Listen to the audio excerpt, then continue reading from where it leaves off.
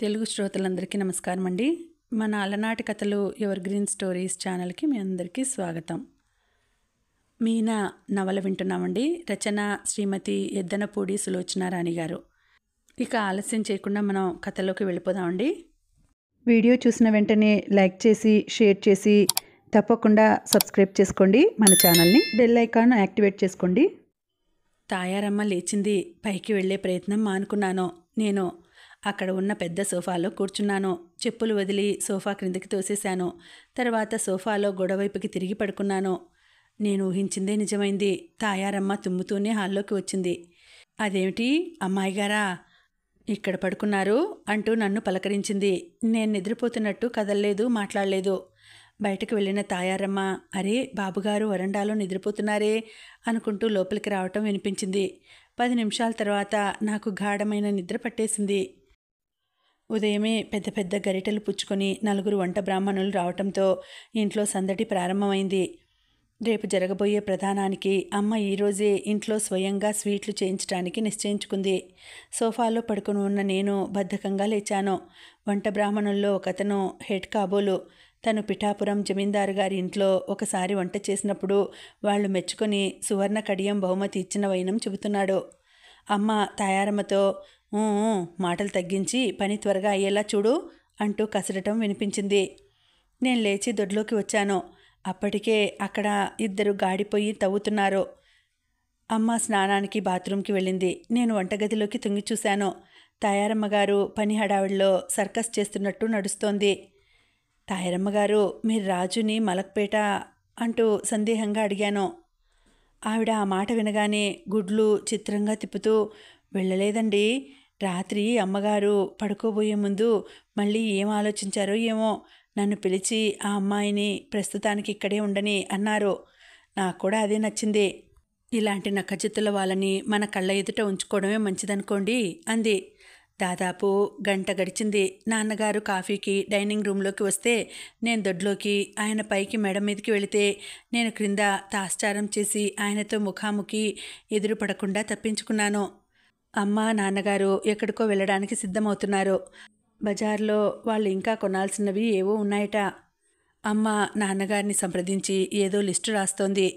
నేను మెల్లగా రాజు ఉన్న గది తలుపులు గడియ తీసి లోపలికి వెళ్ళాను.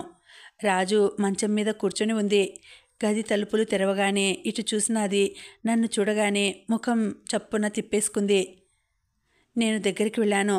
రాజు నా ఉనికి గమనించని దానిలా కూర్చుంది. భుజం మీద చెయ్యి ఆనిస్తూ రాజు అంటూ అనునయంగా పిలిచాను. రాజు నా చెయ్యి బలంగా విదిలించేసుకుంది. నా వైపు తిరుగుతూ వెంటనే అంది, వదినా, ఆఖరిసారిగా అడుగుతున్నాను. నా మీద నీకు ఏమాత్రం అభిమానం ఉన్నా అత్తయ్యకి జరిగిందంతా చెప్పేసి నన్ను వెంటనే నిమ్మలూరు పంపివేసేయి. మా అన్నయ్య మీద ఒట్టు వేసి చెబుతున్నాను. నీకెలాంటి భయం వద్దు. ఇక్కడ జరిగినవేవి నేనెవరికీ చెప్పను అంటుండగానే దాని కళ్ళల్లో నీళ్లు ఉబికి గిర్రున నిండాయి. ఒక్కరోజు ఓపిక పట్టావంటే రేపు సాయంత్రం ఎవరు చెప్పకుండా అందరికీ అంతా తెలుస్తుంది రాజు. అంతేనన్నమాట. అయితే ఈ చిత్రవద ఇంకా నేను 24 గంటలు భరించాలన్నమాటేగా. సరే, నీ ఇష్టం. ఇక ఈ ఇంట్లో నేను పచ్చి మంచినీళ్ళు కూడా ముట్టుకోనన్న సంగతి నువ్వు బాగా గుర్తుపెట్టుకో. రాజు, నువ్వు ఇన్నాళ్ళు నా మీద చూపించిన అభిమానం నిజమే అనుకున్నాను. నాకిప్పుడు తెలుస్తోంది అదంతా అబద్ధం. అది కూడా నీ నటనలో ఒక భాగం. పల్లెటూరి వెర్రి మొహాల్ని చేసి నీ చేతిలో పావుగా ఇరికించుకున్నావు. అందుకే మా అన్నయ్యకి మీరంటే అంత అసహ్యం. రాజు నా వైపు సూటిగా చూస్తూ రోషంగా అంటుంటే నా గుండెల్లో పొడిచినట్టయింది. క్షణంసేపు నోట మాట రానిదానిలా అయ్యాను. ఆ వెంటనే ఒక్కసారి ఆవేశం పొంగులా ముంచుకు వచ్చింది. రాత్రి నేను కృష్ణతో మాట్లాడిన వైనమంతా చెప్పేయబోయాను. ఇంతలో తాయారమ్మ హడావిడిగా లోపలికి వస్తూ, అమ్మాయి గారు, మీకు ఫోన్ వచ్చింది అంది. నాకా? గిరుక్కున వెనక్కు తిరిగిన నేను తాయారమ్మని తోసుకుని మెరుపులా ఫోన్ దగ్గరికి పరిగెత్తాను. హలో, ఎంతో ఆత్రంగా పిలిచాను. హలో, అవతలి కంఠం వినగానే నా ఆదుర్ద చెప్పబడిపోయింది. ఫోన్ చేసింది కృష్ణ కాదు, సారథి. మీనా, నీతో అర్జెంటుగా మాట్లాడాలి. ఒక్క 10 నిమిషాలు ఇక్కడికి వస్తావా? నేనా? మీరే ఇక్కడికి రావచ్చుగా. అక్కడ అందరూ ఉంటారు. మాట్లాడటం కుదరదు. అంత అర్జెంటా? చాలా అర్జెంట్. అయితే మమ్మీని అడుగుతాను. నాకు వెతకబోయిన తీగ కాలికి దొరికినట్టయింది. నేనెలాగో అతని దగ్గరకు వెళ్ళాలని అనుకుంటున్నాను. అమ్మ వాళ్ళు షాపింగ్కి వెళ్ళి తిరిగి వచ్చే లోపల సారథిని తీసుకుని కృష్ణ దగ్గరికి వెళ్ళి వచ్చేయాలని నా నిశ్చయం. మమ్మీని పిలు, నేనే అడుగుతాను అన్నాడతను. అతని ధోరణి ఈరోజు చాలా అధికారంగా ఉంది. నేను తాయారమ్మ చేత పైకి కబురు పంపాను. అమ్మ గబగబా దిగి వచ్చింది. ఫోన్లో మాట్లాడింది. సారథి ఏం చెప్పాడో ఏమో ఆవిడ ముఖం వికసించింది. ఫోన్ పెట్టేయగానే నా వైపు తిరిగి 9 గంటలకల్లా కారు పంపిస్తాట. నువ్వు రెడీగా ఉండు. నిన్న కొన్న ఆ చీర బాగాలేదట, ఇంకొకటి కొంటాడట. వెంట అతని ఫ్రెండు భార్య కూడా వస్తున్నారట అంది. అలాగే అన్నట్టు తల ఊపాను. పైకి వెళ్ళబోతున్న అమ్మ మెట్ల దగ్గర ఆగి వెనక్కి తిరిగి ఏం చీర కట్టుకుంటావు అంది. ఏం కట్టుకోను? ఆ ఆలివ్ గ్రీన్ ఎంబ్రాయిడరీ జార్జెట్ చీర కట్టుకో అని పురమాయించి వెళ్ళిపోయింది. పిడుగులు పడని, భూకంపం రాని అమ్మ నా బట్టల ఎన్నిక మర్చిపోదు. 24 గంటలు నేను అపరించి బొమ్మలా ఉండాలని ఆవిడ ఆరాటం. గతంలోకి వెనక్కి తిరిగి చూసుకుంటే నా ఇష్టం వచ్చిన దుస్తులు ధరించిన ఏ చిన్న సంఘటన నాకు గుర్తులేదు. ఇలాంటి మరెన్నో కలిసి నా మనసులో ఆవిడని వ్యతిరేకించి ఏదైనా పని చేయాలని తహతహకి బీజం నాటాయేమో. ఎప్పటికప్పుడు ఆ అయిష్టతని నిర్మోహమాటంగా ఆవిడకి తెలియచేయాలని అనుకోవటం, తీరా ఆవిడ ఎదురు కాగానే అన్నీ మింగేయటం నాకు అలవాటైపోయింది. పెళ్ళి అనేది నా ఆఖరి ప్రయత్నం. ఈ ప్రయత్నంలో నేను విజయం పొందలేకపోతే ఇంకెప్పటికీ సాధించలేను. ఇది నాకు మృగతృష్ణ కాకూడదు. నా జీవితంలో అమ్మని ద్వేషించే దుస్థితికి నేనెన్నడూ వెళ్ళకూడదు. ఇది భగవంతుడి ముందు నా ఏకైక ప్రార్థన. టంచనుగా 9 గంటలకి సారథి పంపిన కారు వచ్చింది. అప్పటికే ముస్తాబవుతున్న నేను వెంటనే బయలుదేరి వెళ్ళాను. దోవలో నా ఆలోచనలు పరిపరి విధాలా సాగిపోయినాయి. సారథి నాతో ఏం చెప్పబోతున్నాడు? రాజేశ్వరి విషయంలో క్షమార్పణ కోరుకోవడం లేదు కదా. ఏదైనా ఒకటి మాత్రం నిజం, అతను చెప్పబోయే ఆ విషయం ఏదైనా నన్ను నిరాశ మాత్రం పరచదు. అదేదో అతను మాట్లాడేసిన తర్వాత కృష్ణ విషయం చెప్పి అతని దగ్గరకు తీసుకువెళ్తాను. ఒక్కసారి నా జీవితంలో ఎంతో ముఖ్యమైన ఈ ఇద్దరూ మాట్లాడుతుంటే నాకెంతో హాయిగా ఉంటుంది. అసలు ఈ పని నేను ఎప్పుడో చేయాల్సింది. మనకి జీవితంలో ముఖ్యమైన విషయాలన్నీ చాలా ఆలస్యంగా స్ఫురణకి వస్తుంటాయి.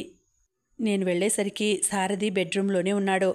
9:30 అయినా అతను ఇంకా పక్క మీద నుంచి లేవలేదు. నైట్ డ్రెస్ విడవలేదు. రాత్రంతా నిద్రలేదు కాబోలు. కళ్ళు ఎర్రబడి కొద్దిగా ఉబ్బి ఉన్నాయి. ఒకరోజు గడ్డం చేసుకోబోతే అతని ముఖం ఎలుగుబంటుని గుర్తు చేసేట్టు ఇంత భయంకరంగా ఉంటుందని నాకు మొదటిసారిగా తెలిసింది. నేను గదిలోకి అడుగుపెట్టాను. అతను మంచం మీద నుంచి లేచే ప్రయత్నం అయినా చేయకుండా ఎదురుగా ఉన్న కుర్చీ చూపిస్తూ కూర్చో అన్నాడు. నా ముఖంలో భావం కనిపెట్టినట్టుగా గడ్డం తడుముకుంటూ ఈరోజు నాకు ఒంట్లో బాగాలేదు అన్నాడు. జ్వరమా అన్నాను కుర్చీలో కూర్చుంటూ. కాదు, పెద్ద షాక్ తగిలి మతిపోయింది. నేను ఆశ్చర్యపడినట్లు చూడలేదు.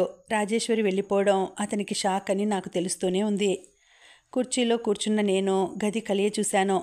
ఆ పరిసరాల్లో ఏ మూలకి ఎటువైపుకి తల తిప్పినా అంతులేని ఐశ్వర్యం కళ్ళకు కట్టినట్టు కనిపిస్తోంది. కానీ అంత విలువైన వస్తువుల మధ్య కూర్చున్న అతను మాత్రం హుందాగా లేడు. ఆ ఐశ్వర్యం అతనికి అతకనట్టుగా ఎరువు తెచ్చుకున్నట్టుగా ఉంది. మీనా, నీతో ఒక ముఖ్యమైన విషయం చెప్పదలుచుకున్నాను అన్నాడు. అతను ఏమాత్రం తాశ్చారం చేయనందుకు నాకు ఆనందం కలిగింది. చెప్పండి అన్నాను. రేపు మనకి ప్రధానం జరగబోవటం లేదు. నేను ఉలిక్కిపడ్డట్టు అయ్యాను. చటుక్కున తలెత్తి చూడబోయి నా ముఖంలో ఆనందం ఎక్కడ పసిగడతాడోననే భయం అతి కష్టం మీద నిగ్రహించుకున్నాను. నిజం చెప్పాలంటే ఇంత మంచి వార్త నేనెప్పుడూ వినలేదేమో. ఈ ప్రధానం జరగకుండా ఆపే బాధ్యత నీది, సిగరెట్ పెట్టే తీసుకుంటూ అన్నాడు. నేనా? రెండోసారి ఉలిక్కిపడ్డాను. అవును, నువ్వే. నేనా? నేనేం చేయగలను? ఏదైనా చెయ్యి. ఈ పెళ్ళి ఇష్టం లేదని చెప్పు. ఇంకెవరినైనా ప్రేమించానను. ఈ మాటలు వినగానే నా ముఖంలోకి రక్తం సర్రున పాకి వచ్చింది. అతను అంటున్నాడు, లేకపోతే చచ్చిపోతానని బెదిరించు, ఏమైనా చెయ్యి. ఈ ప్రధానం మాత్రం జరగకుండా ఆపు. అది అభ్యర్థనలా లేదు, అధికారంతో ఆజ్ఞాపిస్తున్నట్లుగా ఉంది. ఆ పని మీరే చేయొచ్చుగా. మొదట అలాగే చేద్దామనుకున్నాను. కానీ రాజేశ్వరిని మీరు అంత యుక్తిగా నిర్దయగా తరిమేసిన తర్వాత ఆ ఉద్దేశం విరమించుకున్నాను. తాడిని తన్నేవాడి తలదన్న గలవాడు ఉంటాడని మీ అమ్మకి నిరూపించదలుచుకున్నాను. అంతేకాదు, నా అంతట నేను చెబితే నేను కొంత నష్టం భరించాల్సి వస్తుంది. అంటే అతని ధోరణికి విస్తుపోతూ అడిగాను. అంటే నేను ఆఖరి క్షణంలో వద్దంటే మీ పరువు ప్రతిష్టలు దెబ్బతింటాయి. మీ వాళ్ళకి నా మీద ఆగ్రహం వస్తుంది. దాంతో నా మీద ప్రతీకారం తీర్చుకోక మానరు. నేను ఢిల్లీ నుంచి ఇక్కడికి ఎలా వచ్చానో, ఎవరి పలుకుబడి వల్ల నా హోదా రెట్టింపోయిందో నీకు తెలియంది కాదు. మీ అమ్మా నాన్న ఒట్టి పుణ్యానికే నాకేం సాయం చేయలేదు.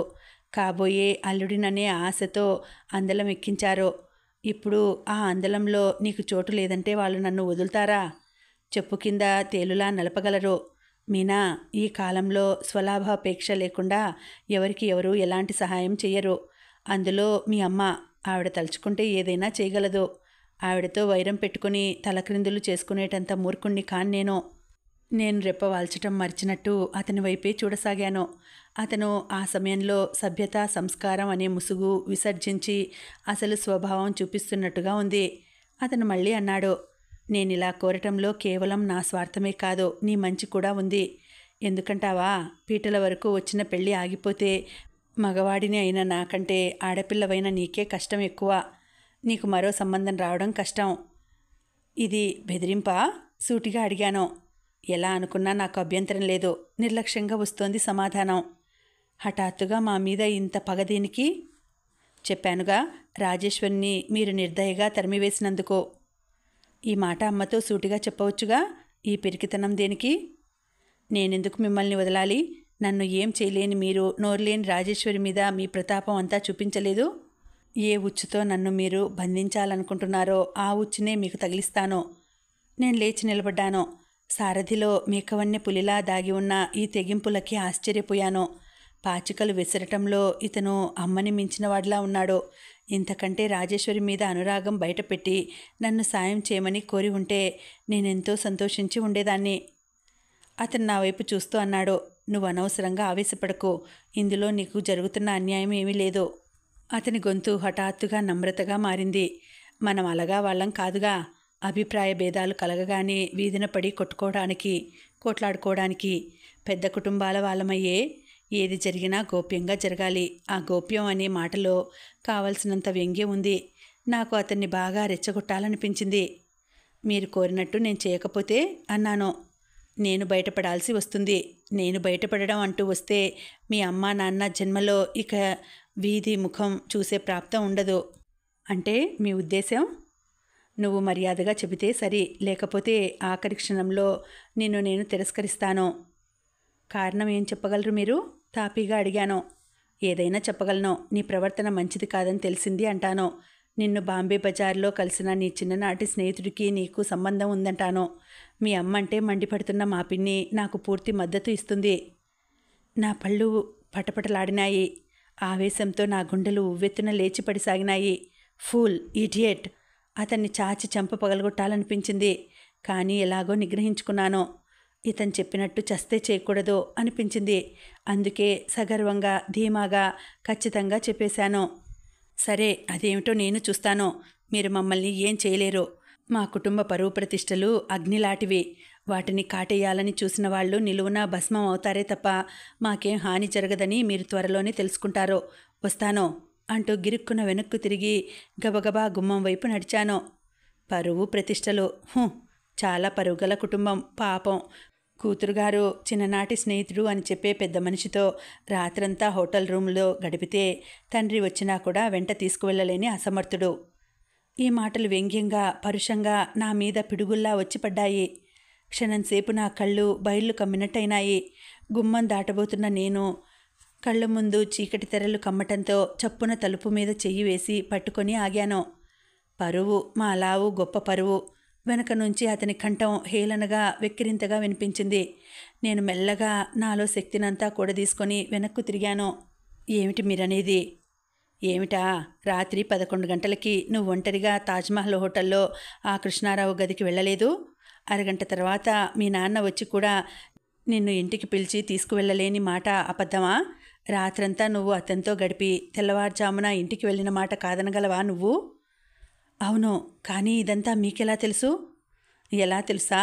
నీ దగ్గర చెప్పాల్సిన కర్మ నాకేం లేదు.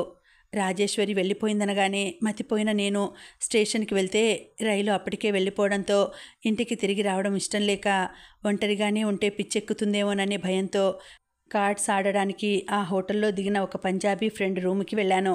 ఆ గది సరిగ్గా మీ కృష్ణారావు గదికి ఎదురుగా ఉండడం నా అదృష్టం. మరి అప్పుడే ఎందుకు అడగలేదు నన్ను? పళ్ళ బిగువన అడిగాను. ఎందుకు అడగాలి? రాజేశ్వరి విషయంలో మీరు నన్ను అడిగారా?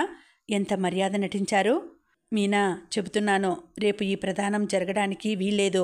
మీ అమ్మకి ఏం చెబుతావో ఏం చేస్తావో నీ ఇష్టం. నువ్వేం చెప్పకపోతే రేపు సాయంత్రం ఈ సంఘటన బయటకి తెచ్చి మిమ్మల్ని నలుగురిలో నవ్వుల పాలు చేసి తీరుతాను. సారథి మంచం మీద గుద్ది మరీ చెప్పాడు.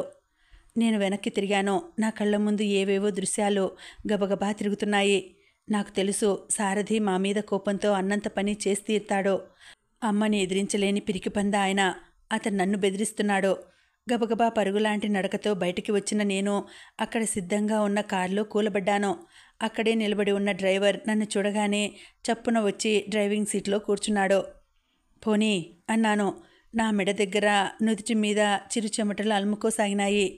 ఆఖరి నిమిషంలో ఇదేదైనా వక్రిస్తే నాకు ఊపిరి ఆడక ఉక్కిరి బిక్కిరి అయిపోతున్నంత కంగారుగా ఉంది. మా ఇంటి వైపు మలుపుతున్న డ్రైవర్తో ఇంటికి కాదు, తాజ్మహల్ హోటల్కి పోని అన్నాను. హోటల్ ఆవరణలో కారు ప్రవేశించగానే అప్పటికే హ్యాండిల్ మీద చెయ్యి వేసి సిద్ధంగా ఉన్న నేను చటుక్కున డోర్ తెరిచి క్రిందకి దిగుతూ, నా కోసం వెయిట్ చేయవద్దు, నువ్వు ఇంటికి వెళ్ళిపో అనేసి హోటల్ లోపలికి పరిగెత్తాను.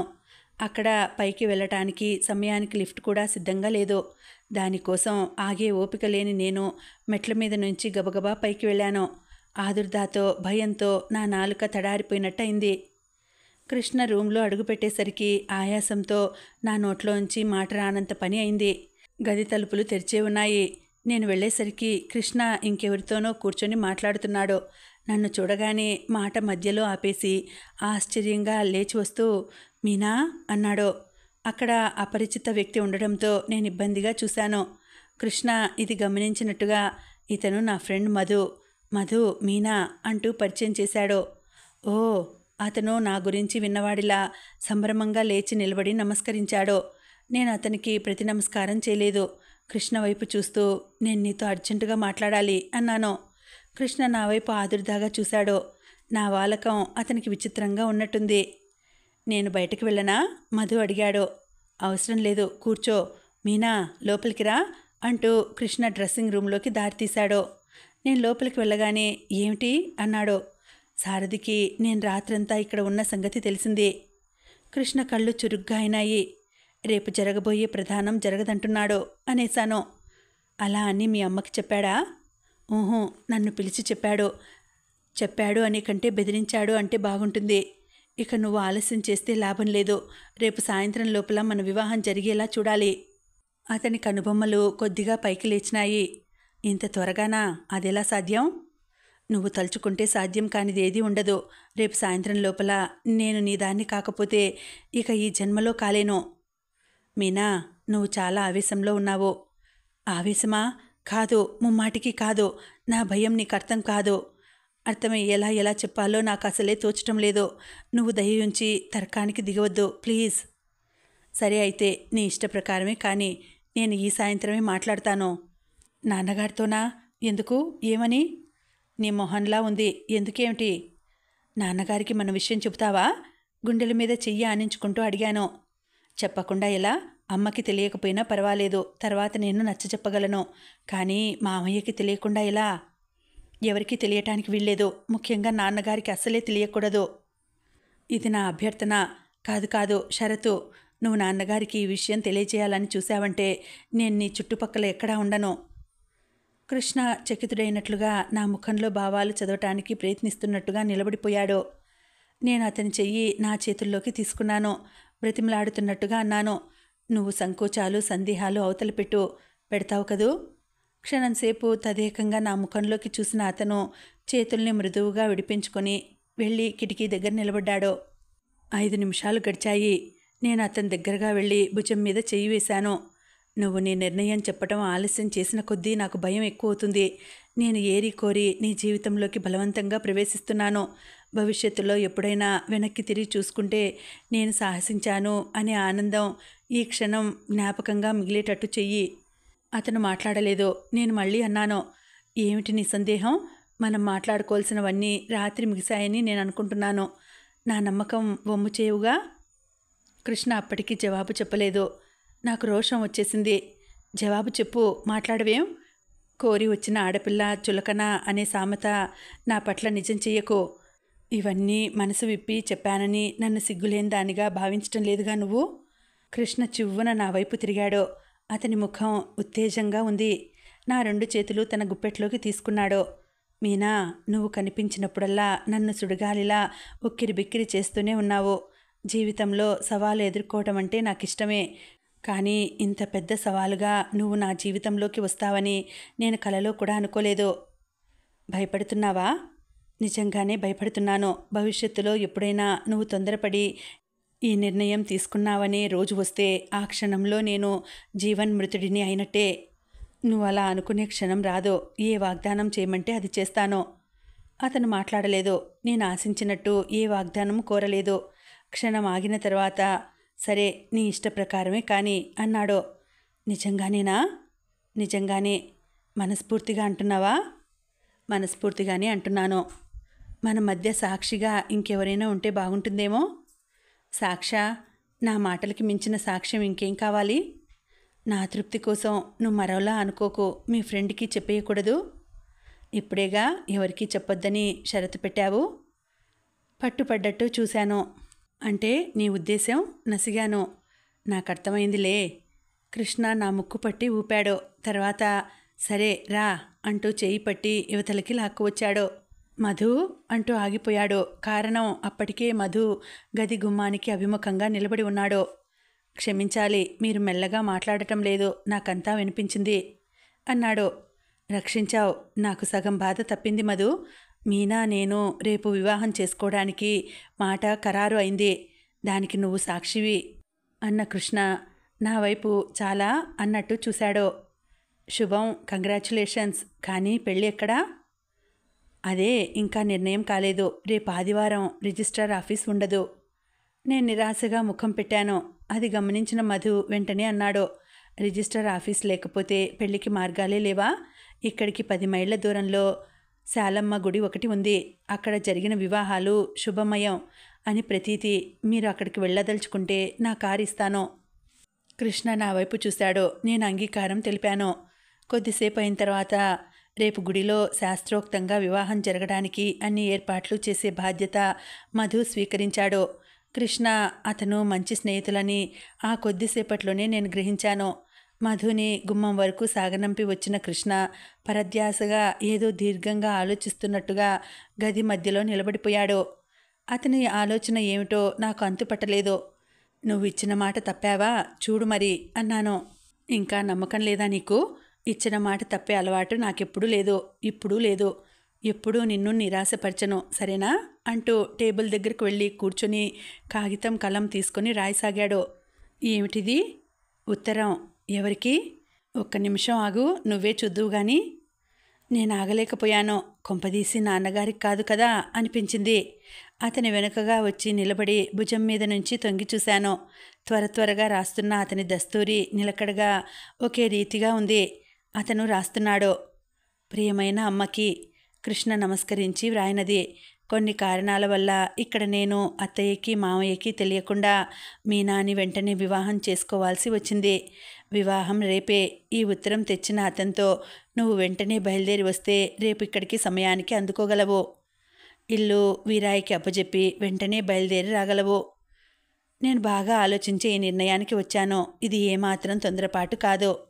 నీ ఆశీస్సులు కోరుతూ కృష్ణ. ఉత్తరం రాయటం ముగిసిన కృష్ణ తలెత్తకుండానే భుజం మీద నుంచి నాకు ఆ కాగితం అందించాడు. వద్దు, చదివాను. కృష్ణ నాకు అభిముఖంగా తిరిగాడు. నేను అతని క్రాఫ్ చెరుపుతూ అన్నాను. నువ్వు నా మాట మన్నిస్తున్నందుకు కృతజ్ఞురాల్ని. ఇక భావి జీవితాంతం నీ మాట శిరసా వహిస్తాను. Thank you. కానీ నేను అలాంటి షరతులేవీ పెట్టడం లేదే అన్నాడు. నేను నిట్టూర్పు విడుస్తూ అన్నాను. అయితే ఈ రాత్రికి నేను నిశ్చింతగా నిద్రపోతాను. ఈ రాత్రి వరకు కాదు, ఈ క్షణం నుండి నువ్వు నిశ్చింతగా ఉండాలి. అయితే నేను వెళ్ళనా? వెళ్ళిరానా అను. వెళ్ళి వస్తాను, సరేనా? కృష్ణ నా చెయ్యి తన చేతిలోకి తీసుకున్నాడు. మిస్ సైక్లోన్, ఆఖరి క్షణంలో డోకా ఇచ్చావంటే చూడు, 10 మంది బలగంతో వచ్చి నిన్ను ఎత్తుకుపోతాను. బెదిరిస్తున్నట్టుగా అన్నాడు. నేను అతని చెయ్యి గిల్లాను. తమకంత శ్రమ ఇవ్వనులేండి. తమరు ఇక బయలుదేరితే నేను సెక్రటేరియట్కి వెళ్తాను. అక్కడ నాకు తెలిసిన అతను ఉన్నాడు. అతనికి ఉత్తరం ఇచ్చి అమ్మ కోసం పంపుతాను. అతను త్వరగా వెళితే కానీ ఈ సాయంత్రానికి ఇంటికి చేరుకొని మళ్ళీ రాత్రికి తిరుగు ప్రయాణం కాలేరు. కృష్ణ నా కోరిక మీద ట్యాక్సీలో నన్ను మామి ఇంటి దగ్గర దింపి వెళ్ళిపోయాడు. మర్నాడు సరిగ్గా ఇదే సమయానికి ఇద్దరం మామి ఇంట్లో కలుసుకునేట్టు వాగ్దానం చేసుకున్నాం. కృష్ణ వెళ్ళిపోయిన తర్వాత మామి నన్ను ఏమిటి విశేషం, ఇంత ఆనందంగా నిన్ను నేనెప్పుడు చూడలేదే అంది. మామీకి నేను కృష్ణారావు రహస్యంగా వివాహం చేసుకోబోతున్న వైనమంతా చెప్పాను. ఒక్క అమ్మా నాన్నలకి మినహా మిగతా సర్వ ప్రపంచానికి నేను అతన్ని పెళ్లి చేసుకోబోతున్నట్టు చెప్పాలనిపిస్తోంది. మామి నా భుజాల చుట్టూ చేతులు వేసి పొదవి పట్టుకుంది. అమ్మ దొంగ, నువ్వు మీ అమ్మకి మించిన దానివి. కోరుకున్న వాడిని చల్లగా గుట్టు చప్పుడు కాకుండా కొంగుకు ముడేసుకుంటున్నావా అంది. నేను ఇంటికి వెళ్ళేసరికి అమ్మ నాన్న ఇంటికి రాలేదు. అమ్మ ప్రభావం అడుగడుగునా కనిపిస్తున్న ఆ పరిసరాలు చూసేసరికి నా ఆనందం మెల్లమెల్లగా నీళ్లు కారసాగింది. నేనెన్నడూ ఎరుగనంత భయం, ఆందోళన నన్ను చుట్టేయసాగినాయి. నేనసలు ఇంటికి ఎందుకు వచ్చానో, మళ్ళీ కృష్ణను ఈ కళ్ళతో చూడగలనా అనిపించింది. అమ్మ వాళ్లతో పాటు ఇంకెవరో భోజనానికి వచ్చారు. నేనంతకు ముందే ఎంగిలిపడి లేచాను. అమ్మ ఇంటికి రాగానే గబగబా నా దగ్గరికి వచ్చింది. ఏది చీర, ఏ రంగు తెచ్చారు అంది. తీరా షాపులన్నీ తిరిగి తిరిగి కాళ్ళు నొప్పులు పుట్టాయి మమ్మీ, కానీ ఒక్కటి కూడా నచ్చలేదు. చివరికి ఇదే బాగుంది అనుకున్నాం అన్నాను. సరే, ఏడ్చినట్టుంది, అలా ఉన్నావేం, తలనొప్పిగా ఉందా అంది. అవునన్నట్టు తలూపాను. కాసేపు పడుకో అని పురమాయించి క్రిందకు వెళ్ళిపోయింది. ఆ రాత్రి నిద్ర పట్టలేదు. మనసు నిండా పిచ్చెక్కించేటన్ని భయ సందేహాలు. అమ్మ గదిలోకి వెళ్ళి ఎవరూ చూడకుండా స్లీపింగ్ ట్యాబ్లెట్ తెచ్చుకొని వేసుకున్నాను. అయినా లాభం లేకపోయింది. మత్తుగా అనిపించిందే తప్ప కంటి మీద కునుకు రాలేదు. రాత్రి పొద్దుపోయిన తర్వాత పడుకోబోయే ముందు అమ్మ గదిలోకి వచ్చింది. నా తల క్రింద దిండు సరిచేసింది. కాళ్ల వైపు ఉన్న బ్లాంకెట్ తీసి నడుం వరకు కప్పింది. నా జుట్టు నిమిరి నా నుదుటి మీద ముద్దు పెట్టుకుంది. ఆ తర్వాత పిచ్చి సన్యాసి అనుకోవడం వినిపించింది. అమ్మ వెళ్ళిపోయింది. నా గుండెల్లో రాయి పడ్డట్టయింది. తెల్లవారుతుండగా పల్చటి తెరలా నిద్ర ఆవహించింది. గాఢ సుషుప్తిలోకి జారుతుండగా కోలాహలంగా మాటలు వినిపించాయి. అక్కా అక్కా అంటూ కేకలు, పరుగు వినిపించటంతో ఉలిక్కిపడి లేచి కూర్చున్నాను. నా ఎదురుగా బుట్టబొమ్మ లాంటి గౌనులో స్వీటీ నిలబడి ఉంది. నన్ను చూడగానే అక్కా అంటూ వచ్చి మెడ చుట్టూ చేతులు వేసి బిగించింది. స్వీటీ నాకు పినతల్లి కూతురు. మా అమ్మ, వాళ్ళమ్మ అక్క చెల్లెళ్ళ కూతుళ్ళు. బాబాయ్ విశాఖలో కోరమండల్ ఫ్యాక్టరీలో మంచి ఉద్యోగంలో ఉన్నారు. స్వీటీ నాకు మళ్ళీనే మా పిన్నికి ఒకే కూతురు. చిన్నప్పుడు రబ్బరు బంతిలా ఉండేదని మా అమ్మే దాన్ని స్వీటీ అని పిలిచేది. అదే పెద్దయిన తర్వాత కూడా స్థిరపడిపోయింది. వసుంధర అన్న అసలు పేరు ఎవరికీ తెలియదు. చిన్నప్పుడు అది లావు అని తెలుసుకొని ఇప్పుడు చూసి ఆశ్చర్యపోయాను. గాలి ఫుల్గా ఊదిన బెలూన్లా ఉంది. ముఖం చలిమిడి ముద్దలా నిగనిగలాడుతూ ఉంది. దానికి తోడు కళ్ళకేదో ఎఫెక్ట్ అయిందని జోడు పెట్టుకుంది. స్వీటీ వెనకే మా అమ్మ, కక్కి లోపలికి వచ్చారు. నాకెలా అలవాటైందో తెలియదు. పిన్నిని కక్కి అని పిలుస్తాను. అమ్మలాగే కక్కి కూడా ఎంతసేపు ఆస్తి, అంతస్తు తూకం వేసి మాట్లాడుతూ ఉంటుంది. కక్కి లోపలికి రాగానే నా దగ్గరకు వచ్చి నా చెంపలు రాచి వేళ్ళు కణతలకి నొక్కుంది. అమ్మాయికి అప్పుడే పెళ్లికల వచ్చేసింది అంది. అమ్మ నవ్వింది. నా తల మీద చెయ్యి వేసి నిమిరింది. ఆప్యాయత నిండిన ఆ స్పర్శకి నేను ముడుచుకుపోయాను. లే, ముఖం కడుక్కుందువు గాని, అప్పుడే నీకోసం సారథి ఫోన్ చేశాడు. మళ్ళీ 8:30కి చేస్తానన్నాడు అంది. నేను లేచి క్రిందకు వచ్చాను. అమ్మ నన్ను తలంటుకి సిద్ధం కమ్మని పిలుస్తుండగా మళ్ళీ ఫోన్ వచ్చింది. అక్కడే స్వీటీతో మాట్లాడుతూ కూర్చున్న నేనే వెళ్ళి ఫోన్ ఎత్తాను. హలో మీనా, అవతల నుంచి సారథి ఏదో చెప్పబోయాడో. మీరు కోరినట్టే జరుగుతుంది, నిశ్చింతగా ఉండండి అనేసి ఫోన్ పెట్టేశాను. స్వీటీ ఆపకుండా ఒకటే కబుర్లు చెబుతోంది. స్కూల్లో దానికి పంకిన్ అని పేరు పెట్టారట. పరధ్యాసగా దాని మాటలు వింటున్నా నా మనసంతా చెప్పనలవి కాని ఉద్వేగంతో బిగబట్టినట్టుగా ఉంది. ఎంత త్వరగా సాయంత్రం అయిపోతే అంత బాగుండుననిపిస్తోంది. కానీ కాలం కదలటం లేదు. గడియారం ముళ్ళు బొత్తిగా కదలటానికి ఇష్టపడనట్టుగా కదులుతున్నాయి. అమ్మ, కక్కి, తాయారమ్మ నాకు తలంటి పోశారు. అమ్మ నా చేత తాయారమ్మకి, నౌకర్లకి అందరికీ బట్టలు ఇప్పించింది. తలంటి పోసుకొని కొత్త బట్టలు కట్టుకోగానే వెళ్ళి అమ్మకి నమస్కరించాను. ఓహోహో, ఈరోజు భూమి తలకిందులయ్యేట్టు ఏదో ఉంది. మీ నాన్నగారిని వదిలి మొదట నాకు నమస్కరిస్తావే? అమ్మ నవ్వుతూ అంటూ లేవదీసింది. నన్ను దగ్గరకు తీసుకుని నుదుటి మీద గాఢంగా చుంబించింది. ఈరోజు నా జన్మ తరించినట్టుగా ఉంది. నిన్నిలా చూడటం కోసం ఎన్ని రోజుల నుంచి కలలు కంటున్నానో తెలుసా? అంది అమ్మ. ఎందుకో గాని ఈరోజు చాలా సంతోషంగా ఉంది. ఆవిడ సంతోషం చూస్తున్న కొద్దీ నేను మనసులో తప్పు చేసిన దానిలా ముడుచుకుపోసాగాను. అదేమిటి, పైకి వెళ్తావేం? ఆఫీస్ గదిలో నాన్నగారున్నారు, వెళ్ళి దండం పెట్టిరా అంది అమ్మ. తప్పనిసరిగా ఆఫీస్ గదిలోకి వెళ్ళాను.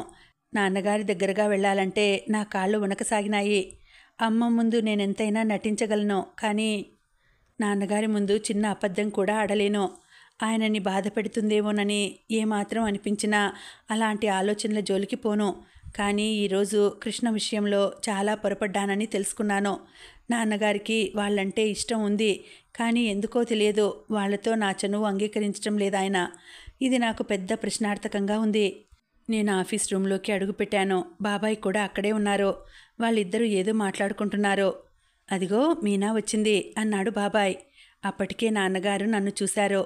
నేను మెల్లగా వెళ్ళి మొదట బాబాయ్ కాళ్ళకి నమస్కరించాను. తర్వాత నాన్నగారి కాళ్ల ముందు వంగాను.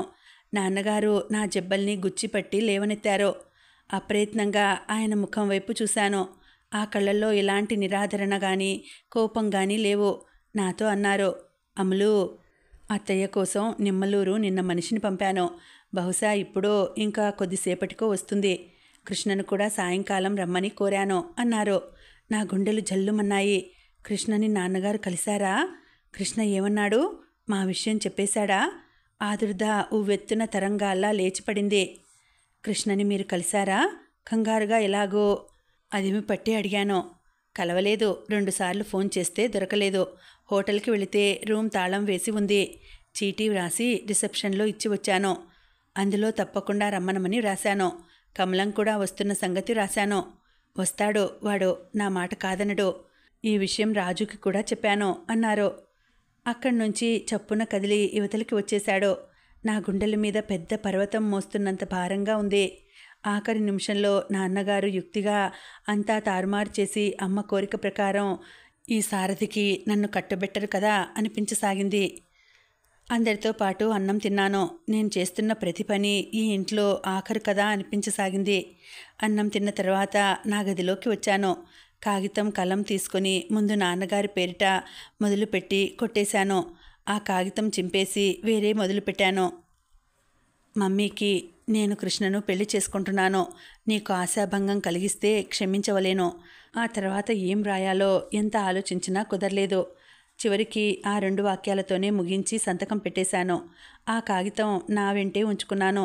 ముందే ఎక్కడైనా పెడితే, బయటపడితే ఏ తాయారమ్మో చూసి ఉంటే నా ప్లాన్ అంతా ధ్వంసమయ్యే ప్రమాదం ఉంది. వాకిట్లో షామియానా వేయడం పూర్తి అయింది. లారీలో కుర్చీలు వచ్చాయి. వాటిని ధమధమా శబ్దంతో వరుసగా అమరుస్తున్నారు.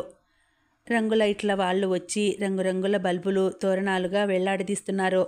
ఈ సందడి అంతా గమనించిన నాకు ఎంత వద్దనుకున్నా కళ్ళు చెమ్మగిల్లినాయి. అమ్మ కేవలం ప్రధానం కోసమే ఇంత ఆర్భాటం చేస్తోంది కదా, అసలు పెళ్లికి ఇంకెంత చేస్తుందో అనిపించసాగింది.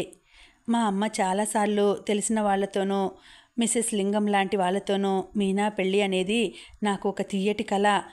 ఈ కళని అందరి హృదయాల్లో చెరిగిపోనంత అందమైన ముద్ర వేసేటంత ఘనంగా చేయాలి. ఇదొక్కటే నాకున్న కోరికే అని అనటం చాలాసార్లు విన్నాను. ఈరోజు ఆ మాటలు పదే పదే నన్ను వెంటాడసాగినాయి. నేను కలిగించిన నిరాశని అమ్మ ఎలా తట్టుకుంటుందా అన్నదే నాకు ప్రశ్నార్థకంగా ఉంది. 3 గంటలు దాటుతుండగా నేను మెల్లగా అమ్మ దగ్గరికి వచ్చి, మమ్మీ, ఒక్క నిమిషం నేను గుడికి వెళ్తాను అని అడిగాను. అమ్మ ఈ మాట వినగానే నుదురు కొట్టుకుంటూ, అయ్యో నా తెలివి మండిపోను, ఉదయమే పంపిద్దామనుకొని ఈ హడావిడిలో మర్చిపోయాను సుమా అంది. ఇప్పుడు మాత్రం ఏమైంది? కారులో ఎంతసేపు వెళ్ళి రావాలి, వెళ్ళి రమ్మను అంది అక్కడే కూర్చున్న కక్కి. ఇప్పుడెలా? ఓ చెంప అవతల టైం అయిపోతుంటే. పర్వాలేదు మమ్మీ, ఒక్క నిమిషంలో వచ్చేస్తాను అన్నాను. సరే, కక్కిని తీసుకుని వెళ్ళు అంది నేను భయంగా చూశాను. నేనా? రాత్రంతా నిద్రలేదే అమ్మాయి, నా కాళ్ళు లాగుతున్నాయి. స్వీటీ, నువ్వు వెళ్ళిరండి అంది కక్కి బద్ధకంగా. స్వీటీ రా అంటూ చెయ్యి పట్టి లాగాను. గుడికి బయలుదేరే ముందు నిమ్మలూరులో కృష్ణ ఇచ్చిన జరీ చీర తీసుకొని కట్టుకున్నాను. జాకెట్ లోపల ఉంచుకున్న ఉత్తరం తీసి టేబుల్ మీద పెట్టబోయాను. కానీ నా చేతులు వణికాయి. ఒకవేళ ఈ లోపలే అమ్మ చూసేస్తే నన్ను మధ్యలోనే లాక్కు వచ్చే ప్రమాదం ఉంది. అందుకని చీటీ అక్కడ వదలకుండా నాతోనే తెచ్చుకున్నాను. నా గుండెల్లో రైళ్లు పరిగెడుతున్నాయి. చెవుల్లో 1000 విమానాలు దూసుకుపోతున్న శబ్దంగా ఉంది. స్వీటీ చెయ్యి గట్టిగా పట్టుకొని బయట వేచి ఉన్న కారులో కూర్చున్నాను. ఈ మధ్యనే కాలా పహాడ్ మీద చలవరాతితో వెంకటేశ్వర స్వామి దేవాలయం కట్టారు. చిన్న కొండ మీద ఎత్తుగా ఉన్న ఆ గుడి తలుపులు 24 గంటలు తెరిచే ఉంటాయి. దేవుడికి పువ్వులు పళ్ళు ఏమీ ఇవ్వకూడదు. మనస్ఫూర్తిగా దండం పెట్టి యువతలకి రావడమే. కారు కొండ మీదికి వెళ్తుంది. కారు దిగి నేను స్వీటీ పైకి వెళ్ళాం. కళ్ళు మూసుకొని చేతులు జోడించాను. భగవాన్, నేను ఏరి కోరి వెళ్తున్న ఈ మార్గంలో నాకు కష్టాలు నిట్టూర్పులు ఉండేలా చెయ్యొద్దు. ఒకవేళ నా దురదృష్టం వల్ల అలాంటివి ఎదురైతే వాటిని ధైర్యంగా ఎదుర్కోగల ఓర్పు నేర్పు నాకు ప్రసాదించు స్వామి అని మనస్ఫూర్తిగా ప్రార్థించాను. స్వీటీ నేను గుడి నుంచి ఇంటి ముఖం పట్టాం. నా నరనరంలో విద్యుత్ తరంగాలు ప్రవహిస్తున్నట్టు వర్ణించనలవి కాని ఏదో థ్రిల్. మేఘాల మీద నడుస్తున్నట్టు అనుభూతి. ఇంద్రధనస్సుని చేత్తో అందుకున్నట్టుగా ఆనందం. స్వతంత్రించి ఒక నిర్ణయం తీసుకోవటంలో ఇంత ఆనందం ఉందని నాకింతవరకు తెలియదు. తెలిస్తే ఎప్పుడో ఎదురు తిరిగి ఉండేదాన్ని. అలా ఎప్పుడో ఎదురు తిరిగి ఉంటే నా జీవితంలో ఎంతో ముఖ్యమైన ఈ రోజున ఇలా పారిపోవాల్సిన కర్మ నాకుండేది కాదు. మా కారు చుట్టూ తిప్పి మామీ వాళ్ళ సందు పక్క నుంచి తీసుకెళ్ళమని కోరాను. మామీ వాళ్ళ సందు రాగానే అక్కడ ఆపమని డోర్ తెరుచుకొని దిగుతూ, డ్రైవర్, నేనిక్కడ ఒక ఫ్రెండ్ దగ్గరికి వెళ్తాను. 1 గంట తర్వాత కారు తీసుకురా. ఇదిగో చూడు, ఈ గల్లీలో చివర 2వ ఇల్లు అని చెప్పాను. డ్రైవర్ తల ఊపాడు. నేను వస్తానుగా అంది స్వీటీ. నువ్వొద్దు, ఆ స్నేహితురాలికి నేనొక్కదాన్నే వస్తానని మాట ఇచ్చాను. అంతగా అయితే మళ్ళీ కారులో నువ్వురా, నన్ను తీసుకువెళ్దు గాని అన్నాను. స్వీటీ ఆశాభంగంగా చూసి సరేనన్నట్టు తల ఊపింది. కారు కనుమరుగు అవగానే నేను మెయిన్ రోడ్డు మీద నుంచి సందులోకి మలుపు తిరిగాను. తిరగగానే దూరంగా మామీ ఇంటి ముందు మధు కారు కనిపించింది. అంటే కృష్ణ వచ్చేశాడనమాట. నా అడుగులు గబగబా పడ్డాయి. మామీ ఇల్లు ఇంకో 4-5 గజాలు ఉందనగా ఇక నడవటం నా వల్ల కాలేదు. పరుగు పెట్టేశాను. గేటు తెరుస్తుండగా ఎదురుగా వరండాలో కృష్ణ కనిపించాడు. మామీ మొదలియారు గారు కూడా అక్కడే ఉన్నారు. నన్ను చూడగానే కృష్ణ రెండంగల్లో వచ్చినట్టుగా గేటు దగ్గరికి వచ్చాడు. నువ్వు రావని అనుకున్నాను అన్నాడు. నన్ను చూడగానే అతని ముఖంలో కనిపించిన భావం అపురూపమైనది, వర్ణించ సాధ్యం కానిది. అతని చూపుల్లో ఉన్న మహత్తు ఏమిటో గాని నాకు ఒక్కసారిగా 1000 ఏనుగుల బలం వచ్చేసింది. నేను కూడా రాలేనేమో అనుకున్నాను అన్నాను. If there is a will there is a way అన్నాడు. నిజం కాబోలు నవ్వాను. మనతో మామీ మొదలియారు గారు కూడా వస్తున్నారు. వీళ్ళకి మధు బాగా తెలుసట. నా తరపున మధు, నీ తరపున వీళ్ళు. కృష్ణ నవ్వాడు. మామీ నన్ను చూడగానే గబగబా తాళం వేసి వచ్చింది. మామీ చేతిలో పెద్ద ప్లాస్టిక్ బ్యాగ్ ఉంది. అందులో తడిగుడ్డ చుట్టి ఏమిటో ఉన్నాయి. ఆ బుట్ట ముందు సీట్లో కూర్చుంటున్న మొదలియారు గారికి అందిస్తూ, భద్రంగా పట్టుకోండి అంది. వెనక సీట్లో మామీ, నేను, కృష్ణ ఎక్కాం. కారు కదిలింది. మేం వెళ్ళేసరికి గుడి దగ్గర పెళ్లికి కావాల్సిన ఏర్పాట్లన్నీ సిద్ధం చేసి ఉన్నాయి. మధు ఇంకో కారులో అక్కడికి వెళ్ళాడు. అతనితో పాటు పురోహితుడు కాక ఇంకో 2 ఉన్నారు. మధు మమ్మల్ని చూడగానే ఆదుర్దాగా ఎదురుస్తూ, ఇదేమిటి ఇంత ఆలస్యం చేశారేం అన్నాడు. మీనా రావటం ఆలస్యమైంది అన్నాడు కృష్ణ. మధు నా వైపు చూసి నవ్వుతూ అన్నాడు, మీరు వచ్చే వరకు మాకు నమ్మకం లేదు. మీరు రారేమోనని మా అనుమానం, వస్తారని నా ధైర్యం. మేమిద్దరం పందెం వేసుకున్నాం. మా వెనుక వస్తున్న మామీ ఎంత ఆలస్యమైనా కానివ్వండి, మీరు నాకు ఒక 10 నిమిషాలు టైం ఇవ్వాలి. నేను కష్టపడి పూల జడ తయారు చేశాను. అది అమ్మాయి జడకి టాకా వేయాలి అంది. ఇప్పుడు అవన్నీ ఎందుకు మామీ? అభ్యంతరం చెప్పబోయాను నేను. నా తృప్తి కోసం మీ ఇద్దరూ మా ఇంటి దగ్గర నుంచి బయలుదేరి వచ్చి వివాహం చేసుకుంటున్నారు. మీకు ఏ లోటు ఉండకూడదు. ఇలారా, ఇక్కడ కూర్చో, 2 నిమిషాలు కూడా పట్టదు. మామి నన్ను జబ్బ పట్టుకుని అక్కడున్న గదిలోకి తీసుకువెళ్ళింది. ఆ దేవాలయం చిన్న గుట్ట మీద ఉంది. పెళ్లి చేసుకున్న వాళ్ళు 1-2 రోజులు అక్కడ ఉన్న ఇబ్బంది లేకుండా గదులు ఉన్నాయి. దేవాలయం వాళ్ళే వంట పాత్రలవి కూడా ఇస్తారట. మామి నన్ను గదిలో ఒక స్టూల్ మీద కూర్చోమని, సూది దారం తీసి మొదలియార్ గారిని జడ ఎత్తి పట్టుకోమని పురమాయించి వెంట తెచ్చిన పూల జడ గబగబా టాకాలు వేసింది. ఆవిడ అన్నట్లుగానే 5 నిమిషాల్లో పూర్తి చేసింది. చివరికి పెద్ద దండ తీసి నా తల్లో తురుముతూ, ఆడపిల్లలంటే నాకెంత ఇష్టమో మీ మొదలియార్ గారిని అడుగు చెబుతాడు. ఆడపిల్లని కనటం, పెంచటం, తగిన వాళ్ళని చూసి జోడు కుదర్చటం, వాళ్ళు పిల్లల్ని కంటే ఒళ్ళో వేసుకొని ఆడించటం, ఇదంతా ఎంత మురిపం, ఆడదాని జీవితానికి ఎంత అనుభవం. అందుకే అన్నారు కాబోలు, పిల్లలు లేని ఆడది పాషాణంతో సమానం అని. అంటూనే నా నుదుట కళ్యాణ తిలకం పెట్టింది. బుగ్గన కాటుక దిద్దింది. అవతల టైం అయిపోతుంటే ఏమిటి నీ ఆలస్యం? మొదలియార్ గారు విసుక్కున్నారు. తర్వాత అరగంట నా జీవితంకి అత్యంత ముఖ్యమైనది వివాహపు కార్యక్రమం గబగబా ముగిసింది. దేవుడి సన్నిధిలో మధు, మామి సాక్షులుగా నిలబడగా కృష్ణతో నా వివాహం శాస్త్రోక్తంగా జరిగిపోయింది. మధు ఎక్కడి నుంచి సంపాదించుకు వచ్చాడో సన్నాయి వాళ్ళు కూడా వచ్చారు.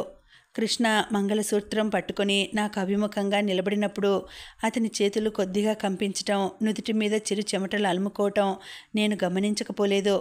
నాకిదంతా ఒక అద్భుత కలగా, విచిత్రంగా, నమ్మశక్యం కానట్టుగా, నా ఒంటి మీద తెలివిలేని సమయంలో ఏదో యాంత్రికంగా జరిగిపోతున్నట్టు అనిపించసాగింది. మంగళసూత్ర ధారణ ముగియగానే మధు చెమ్మి చుట్టిన ఒక 2 పెద్ద పెద్ద గులాబీ దండలు తెచ్చి ఇచ్చి మమ్మల్ని వేసుకోమని కోరాడు. మేము అవి వేసుకోగానే, భేష్, మీ ఇద్దరినీ చూస్తుంటే కలిమి లేమిని వరించి వచ్చినట్టుగా ఉంది. మన దేశంలో 100కి కనీసం 10 వివాహాలైనా ఇలా జరిగితే ఎంత బాగుండును అన్నాడు. మామి శివపార్వతులు కలిసి ఉన్న చలువరాతి విగ్రహం బహూకరించింది. నా బుగ్గ గిల్లుతో, నేను ప్రత్యేకంగా ఇదే ఎందుకు తెచ్చానో తెలుసా? పార్వతి శంకరుణ్ణి ఎన్నుకున్నట్టు నువ్వు మీ బావని ఎన్నుకున్నావు, అందుకని అంది. అందరూ నవ్వారు. మధు కాఫీ చేయిస్తున్నానని చెప్పాడు. నేను మామి లోపల గదిలోకి వెళ్ళి కూర్చున్నాం. నేను ఇంకా నమ్మకం కలగనట్టు పైట మీద ఉన్న మంగళసూత్రాలని చేత్తో తాకి చూసుకోసాగాను. పచ్చగా తీయటి అనుబంధంలా ఉన్న పసుపు తాడు, 2 మంగళసూత్రాలు కనిపిస్తున్న మా ఇద్దరి జీవితాలని ఏకం చేసి బంధించి పక్కపక్కన నిలబెట్టినట్టుగా ఉంది. మధు మా ఇద్దరికి కాఫీ ఇచ్చాడు. మేం కూర్చొని తాగుతుండగా కృష్ణ గదిలోకి వచ్చాడు. మామి అతన్ని చూడగానే, నా కాఫీలో పంచదార తక్కువైంది అంటూ అక్కడి నుంచి వెళ్ళిపోయింది. ఒక్క నిమిషం నేను, కృష్ణ ఒకరిని ఒకరు చూసుకుంటూ నిలబడిపోయాం. మా ఇద్దరి కళ్ళల్లో ఒకే భావం. ఇది కళ, నిజమా అనే సందేహం. కృష్ణ దృష్టి నా మెడలో ఉన్న మంగళసూత్రాల మీద నిలిచిపోయింది. మీనా ఏదో చెప్పబోయాడో. ఇంతలో మధు గ్లాస్తో కాఫీ తెచ్చి కృష్ణకు ఇచ్చి వెళ్ళాడు. కాఫీ గ్లాస్ నోటి దగ్గర పెట్టుకోబోతున్న అతను హఠాత్తుగా ఆగి జేబు తడుముకుంటూ, నిమ్మలూరు నుంచి మనిషి వచ్చాడు, అమ్మ రాలేదు, ఉత్తరం రాసి పంపింది అంటూ ఉత్తరం తీసి ఇచ్చాడు. ఏముంది అందులో? భయంగా అడిగాను. నువ్వే చదువు. నేను ఉత్తరం తీసుకున్నాను. అందులో ఇలా ఉంది. చిరంజీవి కృష్ణకి ఆశీస్సులు. నువ్వు వ్రాసిన ఉత్తరం అందింది. 1కి 10 సార్లు చదివినా అందులో విషయం నాకు బొత్తిగా అంతుపట్టలేదు. ఎందుకంటే ఈరోజు మధ్యాహ్నం హైదరాబాద్ నుంచి మామయ్య మనిషిని పంపాడు. ఆ మనిషి తెచ్చిన ఉత్తరంలో మామయ్య రేపు సాయంత్రం చిరంజీవి మీనాకి సారథితో వివాహ ప్రదానం జరుగుతోంది, కాబట్టి నువ్వు తప్పక రావాలను అని ఉంది. చిరంజీవి రాజేశ్వరి, కృష్ణ కూడా ఇక్కడే ఉన్నారు. నువ్వు కూడా వస్తే నాకు సంపూర్ణమైన సంతృప్తి కలుగుతుంది. నేనే స్వయంగా వచ్చి నిన్ను తీసుకురావాలననే ఉద్దేశంతో ముందుగా ఉత్తరం రాయలేదు. చివరి నిమిషంలో అనివార్య కారణాల వల్ల నేను రాలేకపోయాను. నువ్వు ఎలాంటి సంశయాలు లేకుండా వెంటనే బయలుదేరి రావాల్సిందిగా మరీ కోరుతున్నాను. నువ్వు ఇక్కడికి వస్తే ఇక్కడ నాకు తెలిసిన 4-5 కుర్రాళ్ళు ఉన్నారు. నువ్వు వాళ్ళని చూస్తే మీకు నచ్చిన వాడిని రాజేశ్వరికి ఖాయం చేసి వచ్చే నెల 5వ తేదీన ఈ 2 వివాహాలు ఘనంగా నా ఇంట్లో చేయాలని నా సంకల్పం. నువ్వు రాకపోతే నేను చాలా బాధపడతాను అంటూ రాశాడు. నేను ఆ ఉత్తరం చూసి ప్రయాణం అవ్వాలా వద్దా అని తికమక పడుతుండగా నువ్వు పంపిన మనిషి వచ్చాడు. నీ ఉత్తరం చూసిన తర్వాత నా మతిపోయింది. మామయ్యకి అత్తయ్యకి తెలియకుండా నువ్వు మీనాని రహస్యంగా అంత అత్యవసరంగా పెళ్లి చేసుకోవాల్సిన విపత్కర పరిస్థితులు ఏం వచ్చాయో నాకు అర్థం కావటం లేదు. అత్తయ్యకి మన మీద ఉన్న చిన్న చూపు నీకు తెలియంది కాదు. నువ్వు యుక్త జ్ఞానం బాగా తెలిసినవాడివి. దూరపు ఆలోచన లేకుండా త్వరపడవనే నమ్మకం నాకుంది. ఒకవేళ నువ్వు తప్పనిసరిగా మీనాని రహస్యంగా వివాహం చేసుకోవాల్సి వస్తే మీరు సరాసరి ఇంటికి రావద్దు. అక్కడి నుంచి నేరుగా తిరుపతి వెళ్ళి ఆ శ్రీనివాసుడి ఆశీస్సులు పొంది రావలెను. ఇది నా కోరిక. తప్పనిసరిగా తీర్చవలెను. నా ఈ ఉత్తరం నీకు ముందుగా అందితే ఇంకోసారి ఈ వివాహం విషయం నువ్వు బాగా ఆలోచించి మరీ నిర్ణయం తీసుకోవలెను. నువ్వు ఈ కుటుంబం గుదిబండగా పడడంతో చిన్నప్పటి నుంచి సుఖం లేకుండా పెరిగావు. కనీసం నీ వివాహ జీవితమైనా సలక్షణంగా కలకలలాడుతూ గడిపితే చూసి ముచ్చటపడాలనే కోరిక మినహా నాకింకే ఆశ లేదు. నీ గురించి మంచి కోరే అమ్మగా ఇంతకంటే ఇంకేం రాయలేను. సకల ఆశీస్సులతో అమ్మ. ఆ ఉత్తరం చదివిన నేను తల ఎత్తుకోలేకపోయాను. ఆ ఉత్తరం అత్తయ్య కొడుకు సుఖం పట్ల పడుతున్న బెంగ, భయం అందులో అక్షరక్షరం వెనుక తొంగి చూస్తున్నాయి. దీన్ని బట్టి కృష్ణ నన్ను చేసుకోవటం అత్తయ్యకి ఏమాత్రం ఇష్టం లేదని తెలుస్తూనే ఉంది. ఇది నాకు మరో ఆశాభంగం. ఉత్తరం చదివిన వెంటనే తలెత్తలేకపోవడంతో కాబోలు కృష్ణ నేను కూర్చున్న బెంచి మీదనే నా పక్కగా కూర్చున్నాడు. అమ్మకి నేను నచ్చ చెప్పగలను, ఆ ధైర్యం నాకుంది అన్నాడు. అది కేవలం నన్ను ఓదార్చడానికి అని తెలుస్తూనే ఉంది. క్రింద పెట్టిన కాఫీ గ్లాస్ తీసి అందిస్తూ, తీసుకో, చల్లారిపోతుంది, తాగు అన్నాడు. ఎందుకో గాని నా కళ్ళల్లో నేనెంత నిగ్రహించుకున్నా ఆగకుండా కన్నీళ్లు కమ్ముకోసాగినాయి. అతను వాటిని చూడటం అయిష్టం అనిపించి తల వంచుకున్నాను. ఇతనికి మా అమ్మ నోటి దురుసుతనం తెలుసు, అవతల అత్తయ్య సున్నితమైన మనసు తెలుసు. అయినా సరే ఇద్దరి అభిప్రాయాల్ని కాదని నా మాటకి విలువ ఇచ్చి నేను కోరినట్టు పెళ్లి చేసుకున్నాడు. నాన్నగారి ముందు నా పంతం నెగ్గేలా చేశాడు. అత్తయ్య ఉత్తరం పెళ్లికి ముందు అందినా అతను వెనక్కు తగ్గలేదు. ఏమోలే అని తటపటాయించలేదు. కృష్ణ అత్తయ్యకి బాధ కలిగించే ఏ చిన్న విషయమూ చేయడని నాకు తెలుసు. అతని బుద్ధి తెలిసిన తర్వాత తల్లి నిర్ణయం కాదన్నది ఇదేనేమో. మధు లోపలికి వచ్చాడు. నా పని అయిపోయింది. మధ్యవర్తిగా, సాక్షిగా కర్తవ్యం నేను నెరవేర్చాను. ఇక జరగబోయేదేమిటి అన్నాడు. జరగబోయేదేముంది? సరాసరి మావయ్య దగ్గరికి వెళ్ళటం, వాళ్ళ తిట్లో దీవెనలో అందుకొని రాత్రికి ఊరు వెళ్ళటం. మా ఇంటికా? ఇప్పుడా? నేను గుండెల మీద చెయ్యి ఆనించుకున్నాను. అవును మీనా, నేనసలు ఈ రాత్రికే నిమ్మలూరు వెళ్ళిపోవచ్చుననుకున్నాను. అమ్మ ఈ ప్రయాణం ఒకటి పెట్టింది. మధుని కూడా మనతో రమ్మనమని నేనే బలవంతం చేస్తున్నాను. ఇప్పుడే ఇక్కడి నుంచే ఊరు వెళ్ళిపోదాం, మా ఇంటికి వద్దు. పిరికి వాళ్ళల్లా పారిపోదాం అంటావా? పెళ్ళి కాకముందైతే కాదంటారేమోనని భయం. ఇప్పుడిక భయం దేనికి? ఇప్పుడు వెళితే ఇంకేమైనా ఉందా? మా అమ్మ సంగతి నీకు తెలియదులా ఉంది. అక్కడికి వెళితే ఎదురయ్యే అవమానం, ఆ తిట్లు తెలుసు కాబట్టే వెళదాం అంటున్నాను. మనం ఎప్పటికైనా వాళ్ళ ముందు పడక తప్పదు. అది ఎంత త్వరగా జరిగితే అంత మంచిది. కాస్త నలుగురు నాలుగు రకాలుగా అనుకున్న పుకార్లు ఉండవు. మనం పెళ్లి చేసుకున్నాం అనే సంగతి తెలుస్తుంది అత్తయ్యకి, మావయ్యకి. ముందు మనం అవమానం పొందినా బయట ప్రపంచం నుంచి వచ్చే విమర్శ నుంచి వాళ్ళని తప్పించిన వాళ్ళం అవుతాం అనేవాళ్ళు ఎప్పుడూ అంటారు. మనం వాళ్ళని ఆపలేం, సగమైనా ఆపగలం. నువ్వు పెళ్లి చేసుకున్న వార్త వెంటనే తెలియటం వేరు, నువ్వు ఎవరితోనూ వెళ్ళిపోయావనే పుకారు పొక్కటం వేరు. అయినా అన్నీ భరించేవాడిని నేనుంటే నీకెందుకు భయం? కృష్ణకి నేను నచ్చ చెప్పలేకపోయాను. అతను ఎందుకో గాని ఇక్కడి నుంచి సరాసరి మా ఇంటికి వెళ్ళి మా అమ్మకి నాన్నకి కనిపించి తీరాలని పట్టుబట్టాడు. అమ్మ నన్ను నీ వెంట తిరిగి రానివ్వకపోతే, నా కాళ్ళు విరగ్గొట్టి ఇంట్లో కూర్చోబెడితే? నీ అంత తెలివిహీనరాలేం కాదు. మనిద్దరికీ శాస్త్రోక్తంగా వివాహం జరిగింది. నువ్వు నా భార్యవి. నా నుంచి నిన్నెవరూ విడదీయలేరు. అతని నోటి నుంచి నువ్వు నా భార్యవి అన్న మాట నా చెవుల్లో అమృతం పోసినట్టుగా అయింది. సరే పద, నీకంత తిట్లు తినాలని సరదాగా ఉంటే ఇంకెందుకు కాదనటం అన్నాను. నేను కృష్ణ ఒక కారులో బయలుదేరాం. రెండో కారులో మధు, మామి, మొదలియార్ గారు, మిగతా వాళ్ళు ఎక్కారు. మామి మమ్మల్ని రాత్రికి భోజనానికి రమ్మనమని మరీ చెప్పింది. కృష్ణ ఇప్పుడు కాదని ఇంకోసారి తప్పక వస్తామని నచ్చ చెప్పాడు.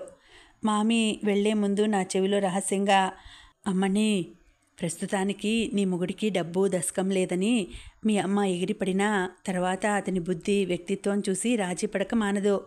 నీ పక్కన నిలబడితే మన్మధుల్లా ఉన్నాడు. ఇంత మంచివాడిని నేనెక్కడా చూడలేదు. త్వరగా మనవన్నో మనవరాలనో కనిచెయ్యి, ఆవిడే దారికి వస్తుంది అంది. ఛీ పో మామి అన్నాను. చూస్తుండు, నా మాటలు నిజమైనాయని ఒకరోజు నువ్వే నాకు వచ్చి చెబుతావు. మేం వెళ్లే ముందు ఒకసారి మళ్ళీ కనిపించేలా వాగ్దానం తీసుకుంది మామి. కార్లు కదిలాయి. ఇంకా ఉందండి, కథ కొనసాగుతుంది. మళ్ళీ వచ్చే వీడియోలో తర్వాతి భాగం తెలుసుకుందామండి. అంతవరకు సెలవు. నమస్తే.